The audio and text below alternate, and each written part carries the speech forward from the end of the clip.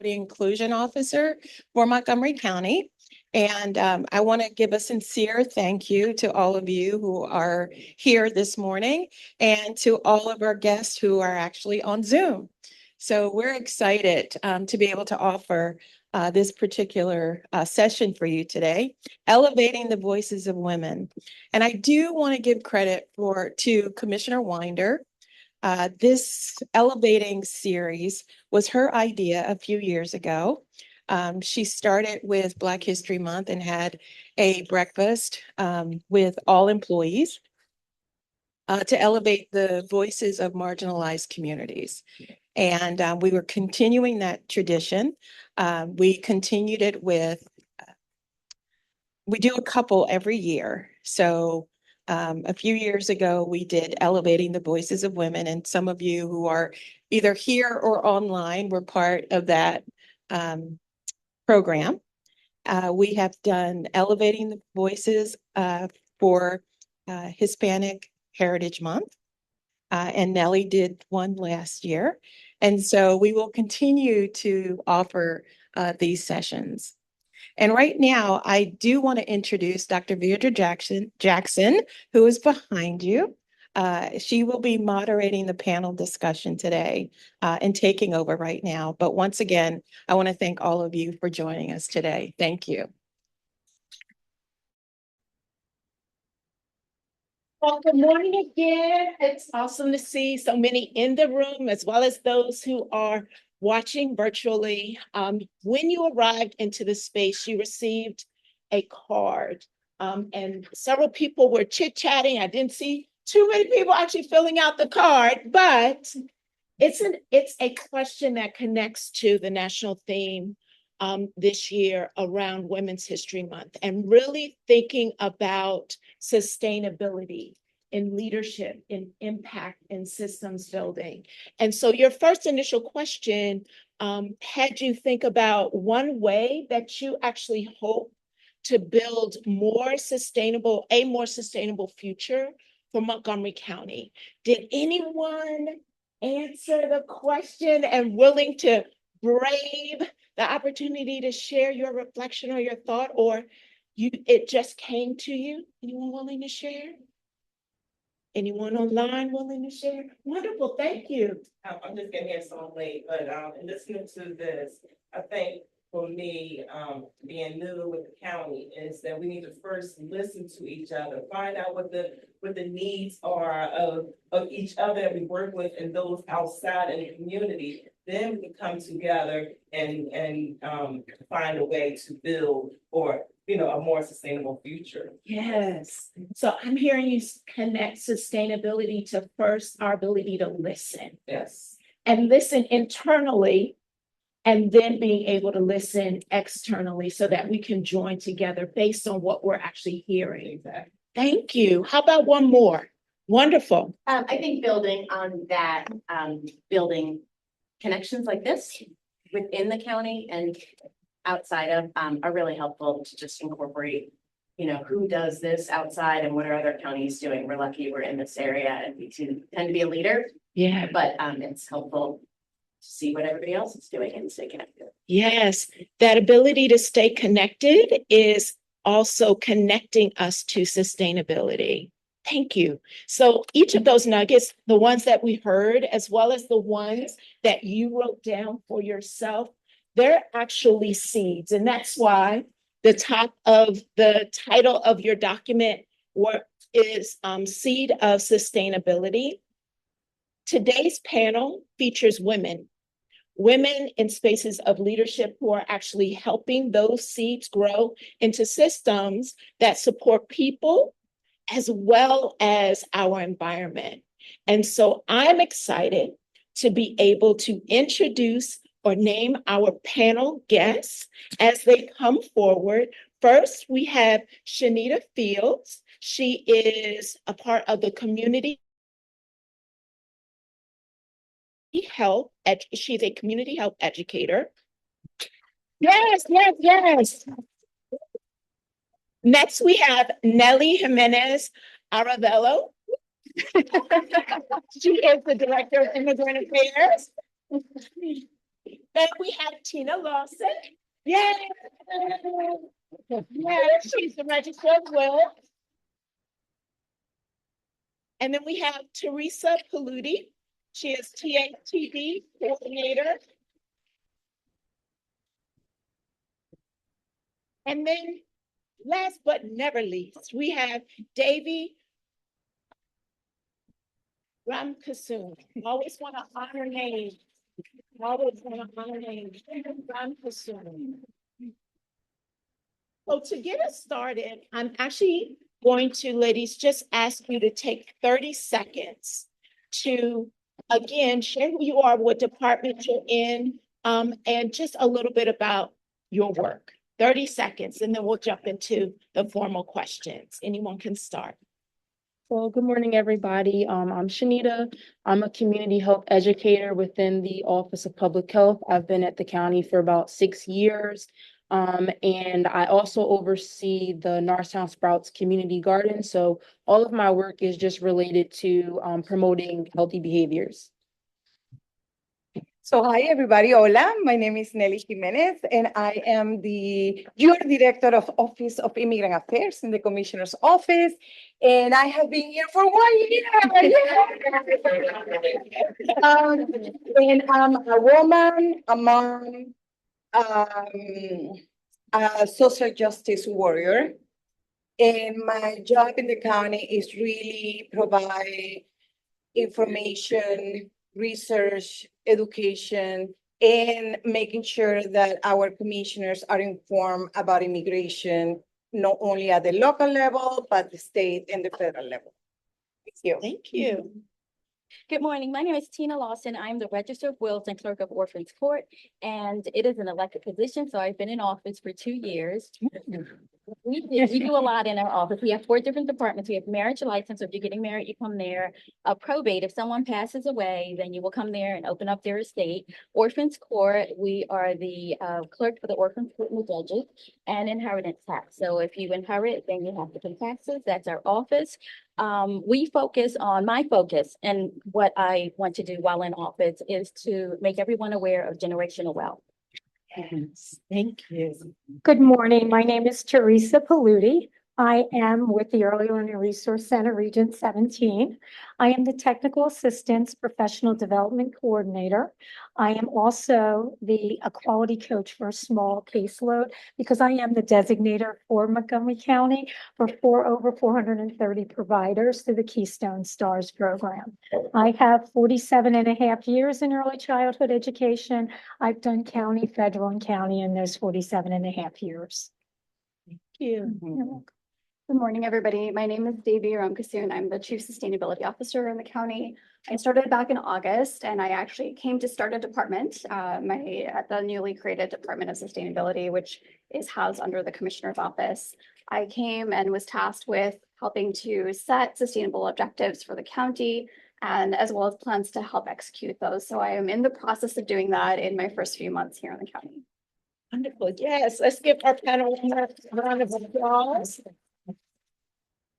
So our first question, ladies, the 2026 Women's History Month theme, as I shared earlier, has us look broadly at sustainability. From your perspective, what does a sustainable future look like for Montgomery County, and why is women's leadership essential to achieving it? Anyone can get us started. Wonderful. I wrote mine Tina? down. So I'll say that sustainability is akin, in my opinion, to long-term or long-range plans and for success. It's the building blocks and the foundations for success. And I believe that they're laid to ensure the success of the future. I believe that women's leadership is essential to achieving it because I believe that women get things done. That's right. Thank you. Yes. I can go next. Sustainable future looks like each person who does contact Montgomery County will be given respect and the tools to succeed in the future. When they walk in the door, we try to greet them by addressing them by their name, but more importantly, knowing that the young children that we're working with each day will just feel good about themselves. and we have an obligation to allow them to learn and grow each day. Thank you. So for me, when I was reading that question, I always thought, why did I accept this job in the county? And for me, it was about system change. And part of being sometime a system change, you have to be in that system to understand it better. And I have always been an advocate that I have to be productive. I want to be an action, like taking, like I'm a go get it. And I feel like for us, changing the system in a way that functions naturally and not only a system change that is, if our administration change, then it's no longer there. So to do that, you have to go to the root of the system that was created and really understand it. So then you can do your system change. And that's why I'm here. Thank you. Just picking up on that, thinking of systems level change.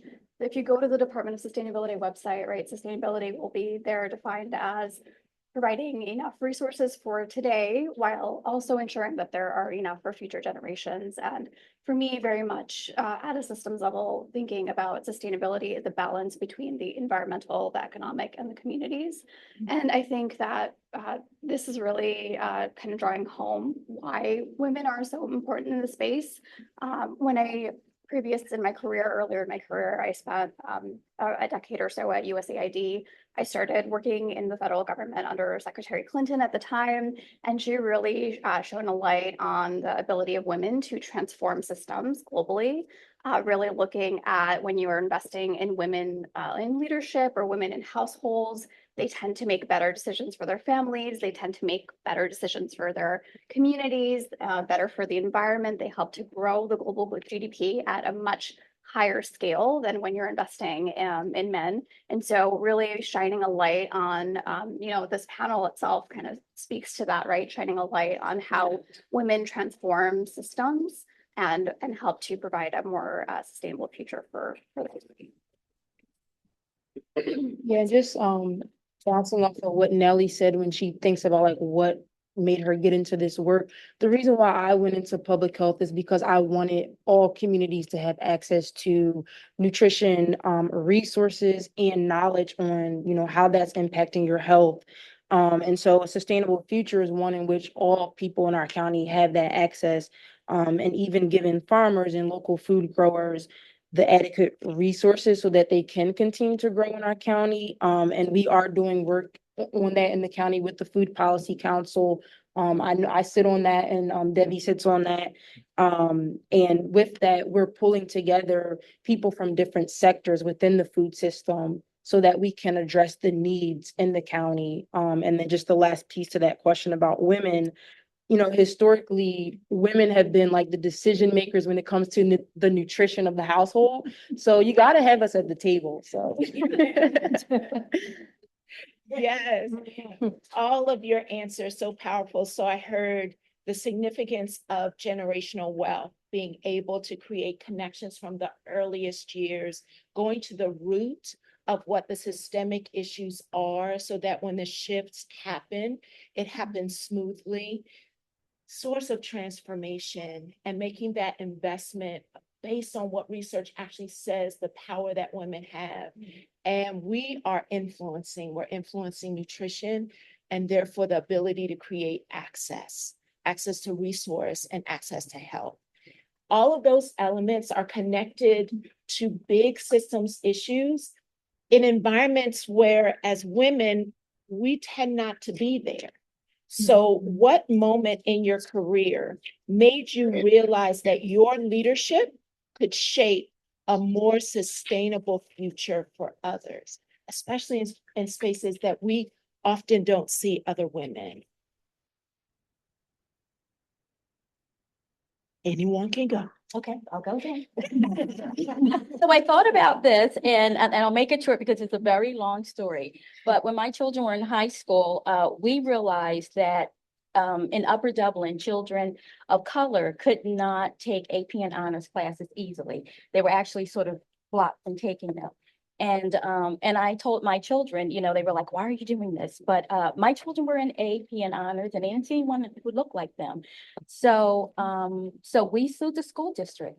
And at that moment, we were not seeking money. We sought something more valuable, access to education. So these children were able to come in, they were able to get educated.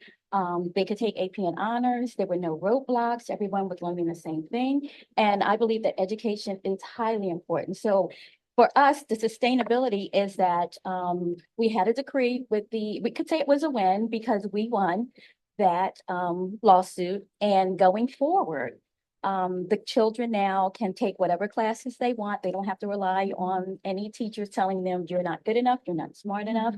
And I am so excited about that. That was about 10 years ago. So now I'm able to go back to the district and I see what they're doing. So they had a ceremony, and not to take my own horn, I was honored. I didn't even think about it. It's just something that we do as mothers and women. We want the best for our children. Everyone wants the best for their children. So at that moment in time, I realized that it made a difference and it's going to outlast me. Yeah. So that's my. Yeah. I can piggyback if that's okay now. Yeah. I was on a home visit, and at that time I was teaching 3 to 5-year-old children. At that time, we went with the teacher, the family assistant, family service worker, as well as my assistant. And we went and we knocked on a home, and Maria opened the door. Maria was bilingual. And I humbled myself. I sat on an upside down crate. And in her native language, she said to me that she wanted a better future for her son.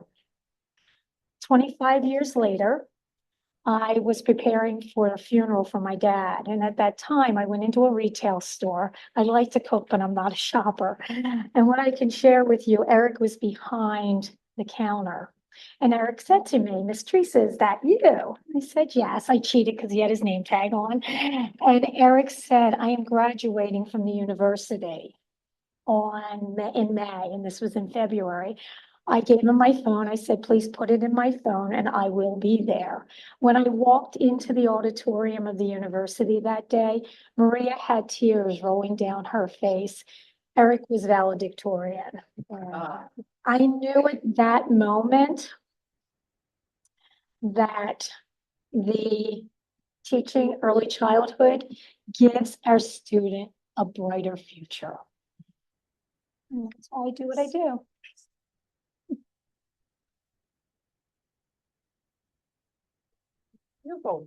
Well, I guess for me, it was when I was teaching middle school students at Eisenhower. So I'm a resident of the community I serve, which is so cool because I go into the school that I once attended and I'm teaching on public health topics that I don't remember being taught when I was a student there. And for me, I realized me just showing up, just being me, is inspiring these kids because they see me as a woman of color. They see me as someone from their neighborhood, and I'm able to quickly gain their trust and gain their ear. And it's like, Miss Shanita, Miss Shanita. And so I'm helping to instill things in these youth that they're going to then turn back and give to the kids behind them. And I'm teaching them on things that it's going to sustain them for life. We're talking about how do you choose healthy meals? How do you grow food? So when they grow up and have their families, they're going to have this knowledge and these resources. So for me, I'm realizing that I'm building a sustainable future by what I'm giving to the youth that are behind me. Thank you. Yeah, I think for me, there has been a lot of moments, mostly because English is not my first language. And sometimes people, I like when Sofia Vergara said, if only you knew how smart I am in Spanish, right? So I had a lot of that experience, trying to not only be in the United States, learning the language, but also trying to, show myself to people and how I was able to understand and to be the professional that I needed to be. And one of the moments that for me was very important Back in 2018, we have done this work for many years with the maternal child work, and we created a task force for lead poisoning. And I was leading the task force together with the health department from Montgomery County and also Children's First. And we wanted an ordinance to pass to protect all of our children in Norristown, which, by the way, have the highest number of house with lead poisoning in the whole county. So that was impacted everybody. And I had to sit with a lot of people, with council members, with doctors, with trying to explain and make the case of what we, were trying to achieve. A couple of years later, of course, COVID happened, but we kept talking to people.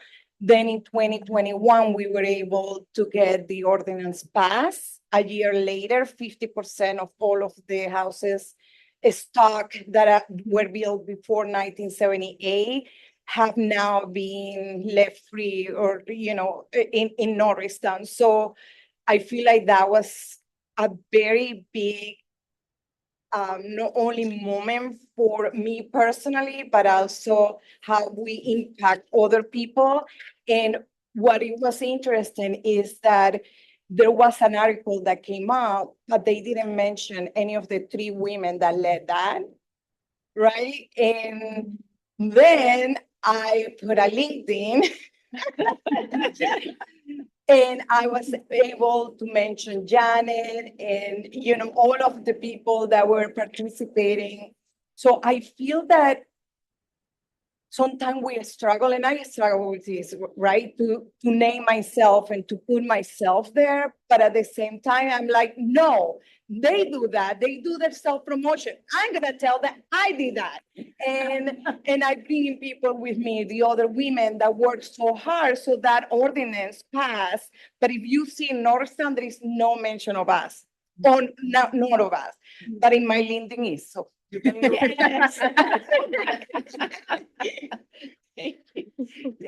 Much like the rest of the panel, my story also relates to children as well. Earlier in my career, I was on assignment in Malawi, and I had to go meet with a lawyer in the capital, and I had traveled by 5 hours by car. And I remember the lawyer, when I got there, I was alone. He said to me, "You shouldn't be here by yourself. I thought you were going to be a man," because they didn't know what gender I was when they saw my name. He said, "You shouldn't come again. Don't come alone. And, you just shouldn't be traveling by yourself and doing this work by yourself." And so I was just really shocked by what he said. And later on a subsequent trip, I traveled to India, and I was meeting with schools and young girls in schools, and a number of them came up to me and said, "We've never seen anybody like you, that is doing this work in this field. How did you get into it?" And they sort of wanted to understand how I got where, doing the work that I was doing. And that kind of connected the dots for me of why it was so important to continue doing this work, just because, when people don't see, themselves reflected in the careers that they want to have and the kinds of impact that they want to have, it makes them less inclined to pursue a career in that path. And I at least would hope that, some of those young girls would in turn kind of decide to follow their own path and have the courage to do that, and not listen to the voices that are telling them you shouldn't be here because you're a woman, and you just continue to pursue their interests and goals. All of your stories just scream courageous power. And so first, I just want to thank you for standing in your truth, really standing for what's right. And I know there are women in this room, those who are listening, who also could learn from that courageous power that you bring to the space. What advice would you give women who want to lead change, but they also want to maintain their authenticity and their resilience? What advice would you give them? for me that being you is very attractive, right? Like you have to be you and then people follow. I think that if you are you, but I also feel you have to be intentional and you have to have a strategy in, talking about the self-promotion and how do I also bring other women? How do I like what they do? How do I, so I'm a big LinkedIn, LinkedIn, and I'm always on it because I feel like that's a way professionally that I can support other people, mostly women. And I feel that's so important to be yourself, who you are, no apologetic. And listen, my broken English, I love my broken English because that makes me special, but it has taken me a while to understand that, right? So I think we all have to find that makes you special and feel good in your own skin. And I have also come to understand after 50 that not everybody's gonna like you, and that's okay. You know, it's part of the deal, right? And bringing other women, always mentoring younger people. And I'm always learning. And I think that that's part of what I have learned through my career. Thank you. I would just add that I think it's important not to be so rigid in your definition of what it is you want to do in your entire career. I think careers are very different over decades, and so is life. And I went to graduate school for economic development, and I was in the Foreign Service. I really loved my career. The agency that I was with is no more, right? And I think not sort of limiting my sense of what it is or how I can have impact to one pathway and looking for other pathways to sort of have an impact and just being flexible with the different phases and seasons of life as well. The Lead for Change, I attended the University of Massachusetts, and I actually did a change project. When entering the early childhood classrooms, I did not see all children represented. Our young children should be able to enter their interest areas, house corner, dramatic play, and see materials that represent them and their culture. But it got very interesting. I contacted the manufacturer to see why the multicultural items were limited. And then if they were available, they were 3 times the cost, your tax dollars. I realized the importance of having all represented at the table. It was just ignorance. They didn't want me to be at the table, but just keep hounding and calling and finding some answers. We're still working on it. We're still working on it. My advice is believe that you can. So I come from a family of first. So I'm first to graduate from college and then law school, and I didn't receive a lot of support. So I think back to how I am here today. I had a 4th grade teacher who took us to a college, and that for me was a spark. And I just ask women to believe in yourself. It's sort of like building blocks. You kind of crawl, and one success leads to another, and then you walk, and then you run, and then here you are. So if you believe that you can do it, you can. You have to have confidence in yourself. Yes. Yeah, and I kind of want to speak to the younger women who might be newer in their career because you come in kind of unsure of yourself. And just keeping in mind that every aspect of you is needed. We need it to show up in the space.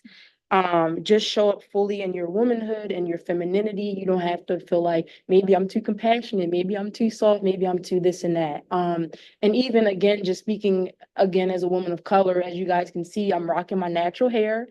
And throughout the years, I've had people come up to me and say, like, I had someone say, I work for the FBI, and I wish I could show up with my hair how you show up, but I'm not comfortable to do that. And I'm just like, I'm sorry, but I don't know what that feels like because I'm going to show up and just be me.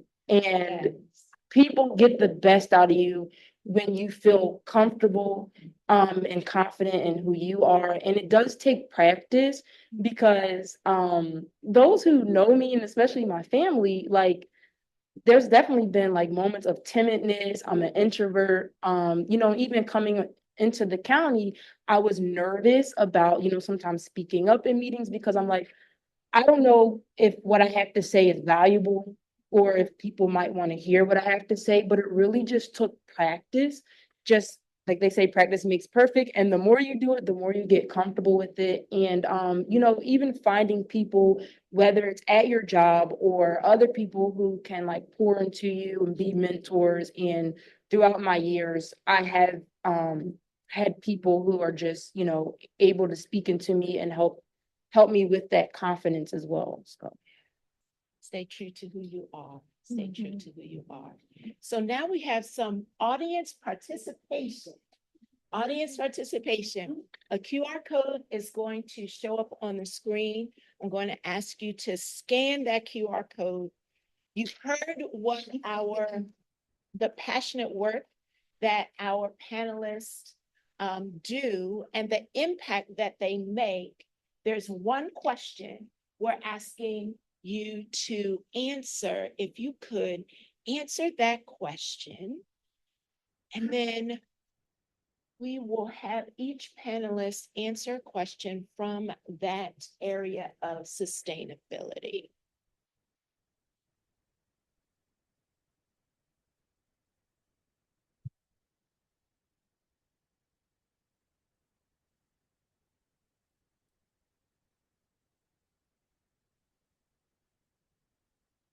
And for our Zoom participants, I believe either you can use the QR code that's on your screen, or I believe that we've placed a link in the chat for you to, yes, so there's a link in the chat for you to also be able to click and participate in our poll.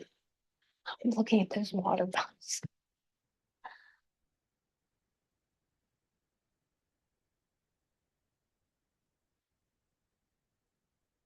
One question. Ashley, are we getting some responses? Are they coming in? We're at 28. Wonderful. So as you are participating in our poll, I also want to be able to acknowledge Lee as we're waiting for our poll. We appreciate our show in the room. Thank you. Thank you so much. And we will hear from Commissioner Wander towards the end. All right. We're good? All right. So Ashley, the question was, which area of sustainability actually impacts your work? So we asked about environmental sustainability, economic sustainability, community health, community resilience, and intergenerational equity. So tell us how many in each of those categories. So for environmental sustainability, we had 18. Economic sustainability, 24. Community health, we have 16. Community resilience, 19. And intergenerational equity, 17. Wow, those numbers, yes. I said wow too. So clearly, the work that you do crosses over multiple departments. And so I'd like to be able to throw one question at each of you in each of those categories. And if you can share back your thoughts and reflections. Davey, if we can start with you. Under environmental sustainability, sustainability often focuses on environmental issues, but your work actually shows how environmental and economic systems are deeply connected. How can local governments integrate environmental sustainability with economic opportunity and community equity? I know. Yes, we're going deep right away. I really love that question because in my mind, sustainability often is siloed to just environmentalism. And the question speaks to the way that sustainability is connected, actually. It's not just the environmental, it's for whom are we doing this environmental work? And it's really about local communities, right? And ensuring that the economy is in such a way that wealth is equitably distributed and that all communities are better off and more resilient to withstand any sort of economic stressors and also to help to improve their local environments as well. And so for me, part of my answer to that question is the way that I'm rolling out the sustainability plan. So some of you here are involved in the sustainability planning committee, and it's really great to have county representation from across departments. We also have about 20 people outside of the county that are involved, and they come from a variety of backgrounds, including, public health, psychology, economics, business. And so really bringing those diverse perspectives to how we look at sustainability is one of the first ways we can really work through government to change how we do sustainability work, and understanding that it's not just about the environment, that we're working towards a place where we have a more vibrant economy and more resilient communities as well. Yes, that really echoes back to Nellie's comment earlier in how when we understand root issues, we can really shift entire systems. Thank you. Under the category of economic sustainability, Tina, you opened up by saying you're passionate about generational wealth. Financial stability is foundational to long-term sustainability for families and communities. From your legal and financial perspective, what are 3 strategies women can use to strengthen economic security and generational wealth? Okay, so I'll start with, I think we all know that the economy is the lifeblood of our community. So we all know that. I have some advice. The first is know your legal rights. So I'm in an office where the legality of it all is so important. So we're not allowed to give legal advice, but we do refer our constituents to where they can find that information. So if you know your legal rights, you're ahead of the game. I think that education and or career skills or that's important, because I think especially nowadays, I mean, we're not in the 50s where women didn't work and stayed home and their husbands took care of us. We all have to work.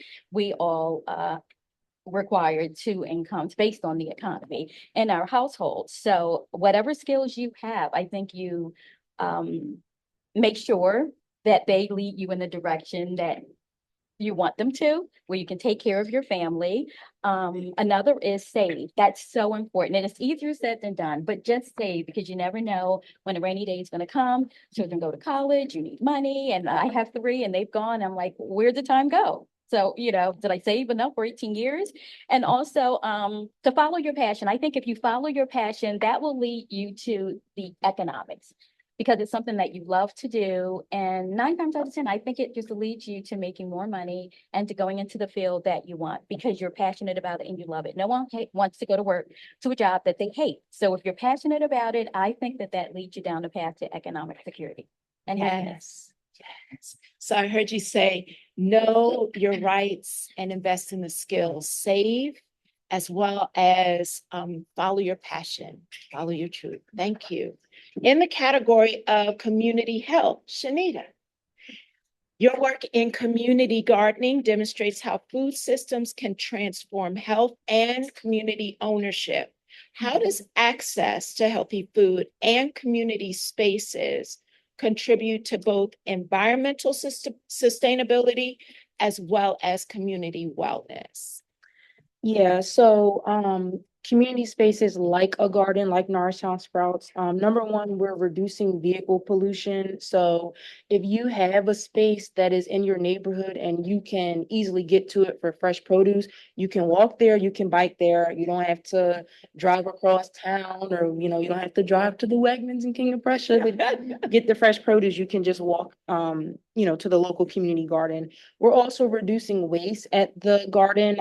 Many people reuse food scraps such as banana peels, coffee grinds. You turn that into compost, and that adds nutrients back into the soil. Thirdly, we're promoting environmental stewardship. So if I'm a part of a space and I take ownership and I take responsibility there, and I feel connected, it motivates me to look for ways that I can be environmentally responsible. So, when you have pest or plant disease that come up in the garden, our gardeners, we don't use like chemicals in the garden. People are coming up with creative ways. We have people of different cultures in the garden and they share different things. And there's something called neem oil. And she's actually a county employee, but she was from India and was telling us about all the benefits of neem back in India. And we've used that for plant pest. Um, fourth, the fourth thing is we're helping to maintain a healthy ecosystem. So when you're growing things in the garden, it's attracting native birds, native insects who are attracted to those plants. They're feeding off of those plants, and they're even feeding off of insects that are, being attracted there. And it's keeping their species, their life cycle going. And then you asked about community wellness. So with things like the garden, it is promoting social connectedness. People are getting to know their neighbors in the garden. And whether or not you feel connected to your neighbors plays a big role in your overall feeling of well-being. If I walk out the door, and many people don't know their neighbors these days, but you see these people and you're like, if I were to get hit by a car, would any of these people come out, But when you get to know your neighbors, you feel safer and you feel a better sense of well-being in the community. So that would be my answer. Thank you, thank you. And under community resilience, Nellie, you work closely with immigrant communities, navigating language access, employment, and services. What does true inclusion and belonging look like for newcomers in Montgomery County? Yeah, I think that we have to, and I think we have done a good job in trying to create like a welcoming environment, and and like any other system, we have to always improve, right? But I think that people will feel comfortable once we address every corner of our county and every department and any access to our services. So I think it's important that they not only feel that they can use the services, but they can feel welcome in using our services, that they can feel that they can access those services in the language that they can feel comfortable. And a lot of that is making sure that we provide also tools for our staff so they can feel, you guys can feel comfortable that if someone comes who are different culture, different language, you can feel that you have enough tools to provide the services that all of our residents deserve. Of course, making sure that whatever system we create or whatever service we create, that anyone at different levels in their skills can utilize. So being very mindful of when we create system, and we ask those questions. Is this sustainable, right? Are we gonna be able to sustain this long term? Are we thinking about everyone in the community, including, of course, newcomers, but a lot of our underserved communities? And third, making sure that anyone at any time can have access to those services. Thank you, thank you. And Teresa, Huh. your passion for intergenerational impact has been clear throughout our entire conversation. So when we talk about intergenerational equity, you've spent nearly 5 decades supporting children and families. I know she doesn't look like it. Why is investing in early childhood and family stability one of the most important sustainability strategies a community can make? Thank you for the question. The early childhood years offer unparalleled opportunity to elevate the efforts of social disadvantage and break the cycles of poverty and inequity, giving our young children so many opportunities to learn, to be curious, and to follow their dreams. I took a phone call late on a Friday afternoon. It was 4:30. Thinking to myself, you're picking up, you're not picking up. I picked up. I'm so glad I did. It was right when we returned back from COVID-19. It was a dad. And the dad had a clutch bag of his wife who had recently passed away. And his 4-year-old daughter was getting ready to attend the service for her mom. And he said to me, I want my daughter's hair to look nice for my wife's service. And he said, I had a business card of yours in the clutch bag that he was holding because he attended a singing function that we do here at the county. And my name was on there related to the Early Learning Resource Center. And he said, you're a resource. You're going to help me with this. And I said to him, I don't know how to do hair, but I will. When I left work that day, right in our local community here are many salons that repair. And I had gone in and I connected the dad with people that do know how to do it. In honor, first of all, his daughter looked beautiful for the service in memory of the mother. But secondly, what's so sustainable about it is he hosted on Mother's Day in memory of the wife, how to do hair, and had dads, had moms, just to learning how to do it very passionately. You don't know what you're going to be asked to do at a time that a community was really suffering from so many losses, and young children were. She's now 10. She's on a little student council within her school.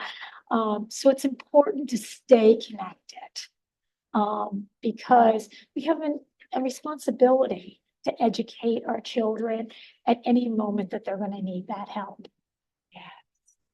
I just feel so full. I don't know about you all, but what you have shared, the nuggets you have given, and your voice, as we elevate your voice in this space, I know that it has resonated with many who are in the room and of those who are online.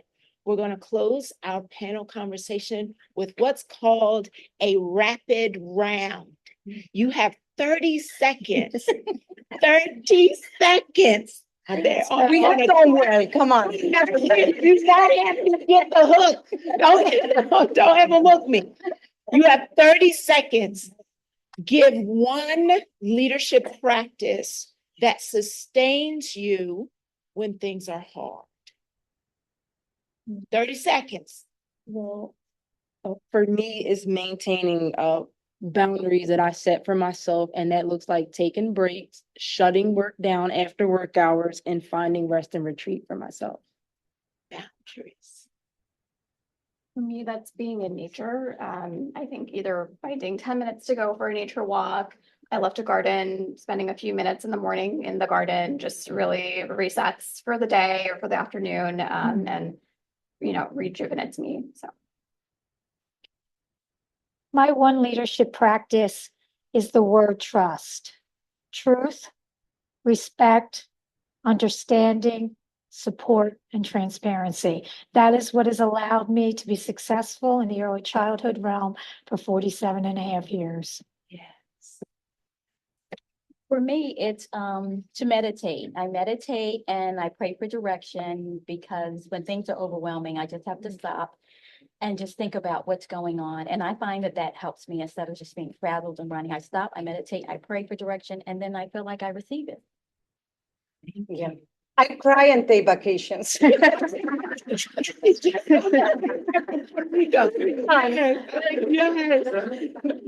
good thing about me is that I cry 5 seconds and then, okay, you have to get together, and go.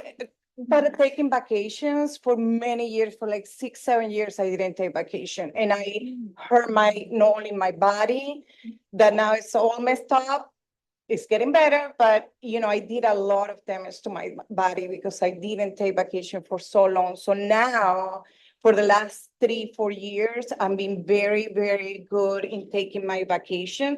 So I do work like crazy, weekends, days, nights, but I take vacations, take my time, and it's for me, and I don't feel bad about it. I feel very good about it because I'm gonna be a better person for all of you and for my commissioners if I take vacations. So, yeah. Yes. And I don't want to skip past the cry part. I think acknowledging the fact that we need to release emotion as opposed to binding and bottling them up. And that we're not just emotional creatures, that you have shown as a representation of the power that also is connected to our womanhood. So thank you. Thank you. You have been an amazing representation of the national theme around sustainability. Sustainability is not only about protecting the planet, it is about building systems where people, families, and communities can thrive for generations. So today we celebrate the women who are there, the women in the room, and those who are online, and acknowledging that you are leading, you are creating change, and we are so thankful that you are right here in Montgomery County. Can we give our panel a round of applause?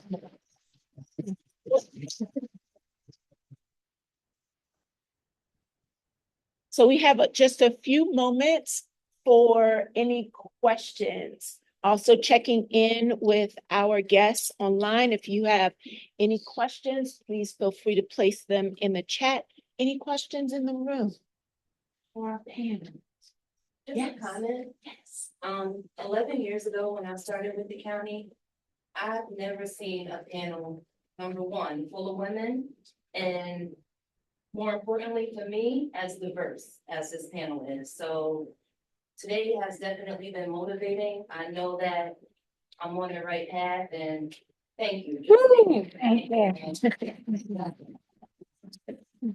And before I take the next question, if I can piggyback off of what you just said, we never, in our office, under Donna's leadership, we never want to just put an event on for the sake of an event. You are always going to have some kind of homework assignment, something that you take from here. So you all should have received a takeaway tool. So what are you going to do with this moment? What are you going to do with it? How will you apply it? How will you expand it? Where will it connect and continue your own sustainability journey? So I just want to draw your attention to that document as well. That's for you to be able to hold your own self accountable as you move forward. Any other questions or statements from panel? Yes, Colin? We have one on Zoom.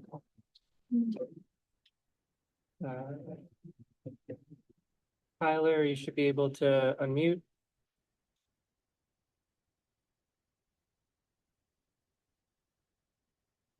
Tyler, are you able to unmute?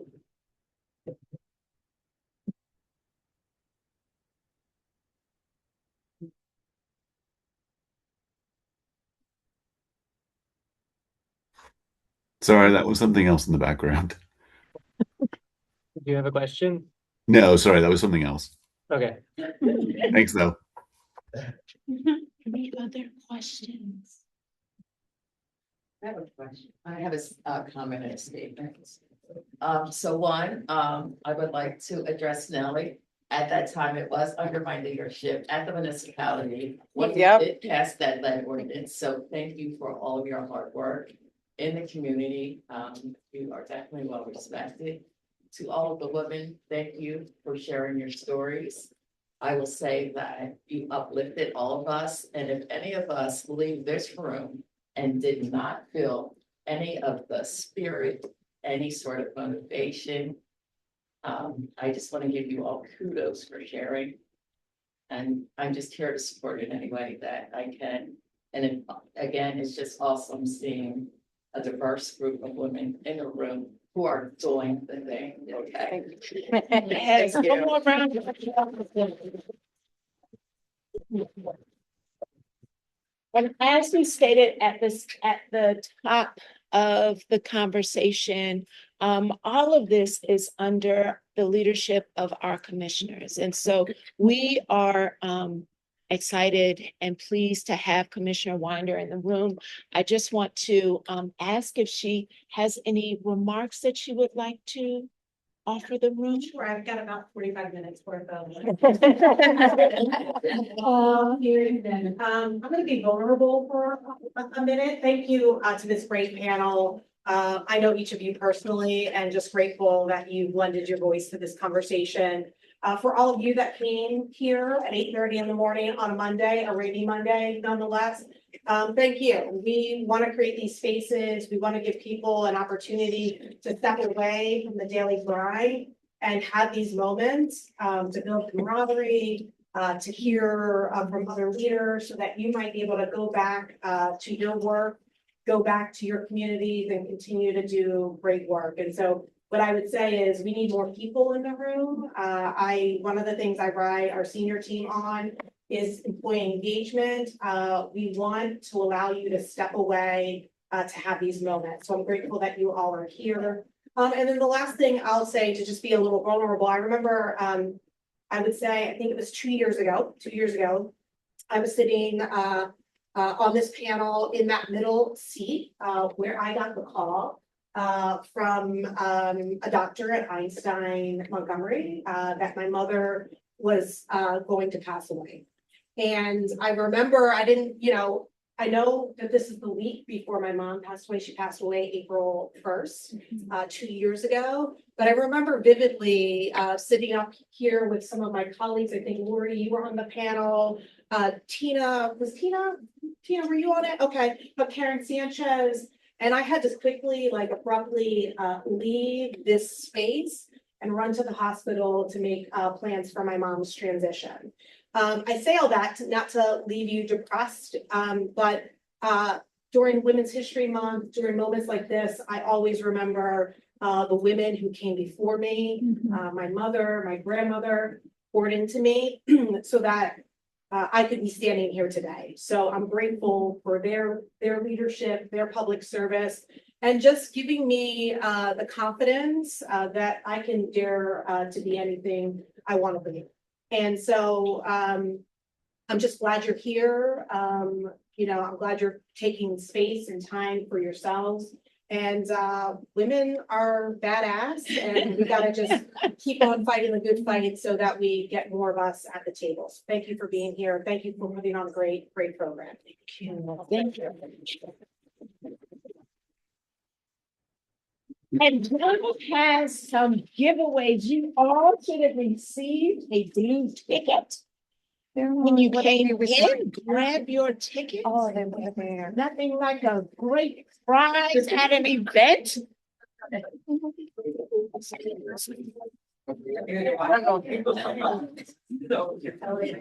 Yes, so thank you. All right, does everybody have a ticket? I was trying to catch everybody, so was Ashley, so hopefully. Thank you. I thought you were saying something.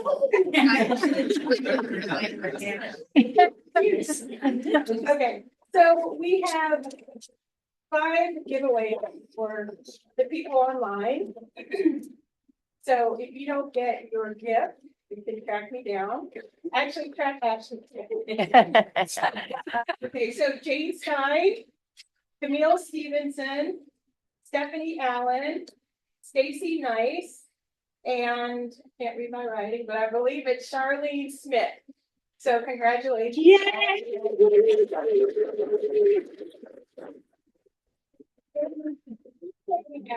That we're giving away today. One is called The Collective Wisdom, Lessons, Inspiration, and Advice from Women Over 50 by Grace Bonnery. The other is Extraordinary Women, True Stories and Life Affirming. Okay, I said I couldn't read my writing. Life Affirming World. I can't read it. Anyway, thank you. Okay, thank you. Thank you. By Kimberly Joy. And then Bad Girls Throughout History. And not bad as in bad, but bad as in great. Bad Girls Throughout History. Who Changed the World by Anne Sheen. And finally, Great Quotes from Great Women. So what do all these books have in common? Great women. Yeah. Change the world. All right. So. Let's see, take a look at your numbers and the last 4 digits. Actually, the last 3 digits should be 577.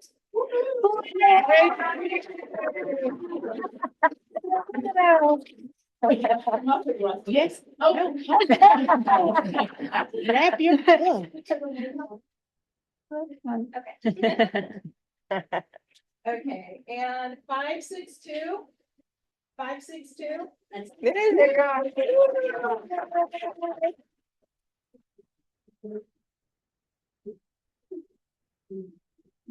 Oh, 564.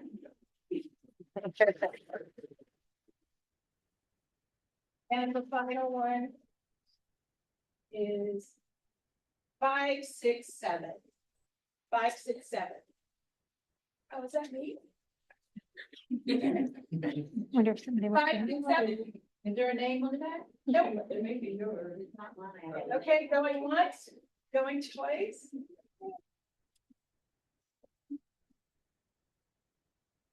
Okay, 565. There you go.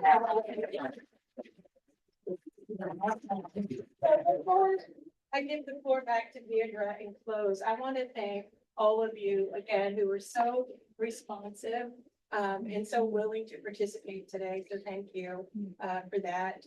It's nice to know that there are people we can call on who, you know, will respond and say yes. So thank you. Even if this was a challenge for you to being here. And challenging yourself. And finally, I want to thank Dr. Jackson, Deirdre, for.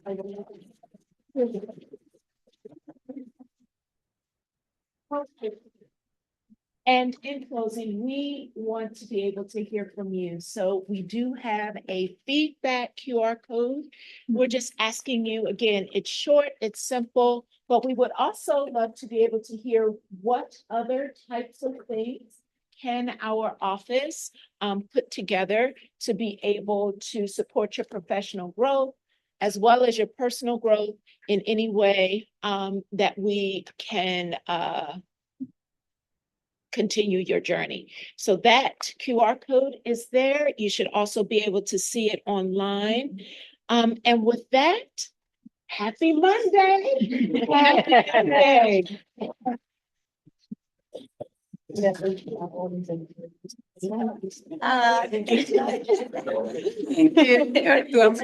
you.